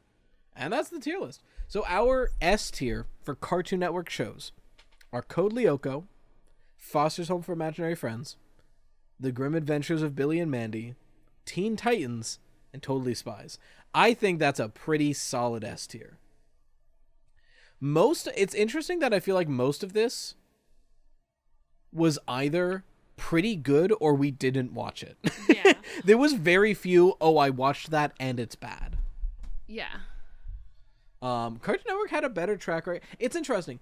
Cartoon Network had a better track record than I remembered, but also had some of the worst shows known to man. Yeah. So I wonder if they like kind of collected the bad from other shows and skimmed it off and then dumped it out every now and then. I don't know, maybe. Because like I don't remember Nick or Disney having this solid of a track record of cartoons. No. They had a lot more mix of live action and cartoon. But also just like quality.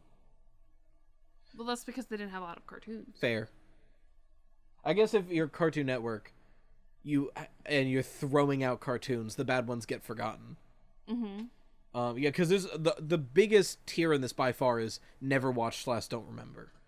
But of the tiers of things we've watched, there's like 6, 11. There's 15 shows that are below C. Everything else is 0.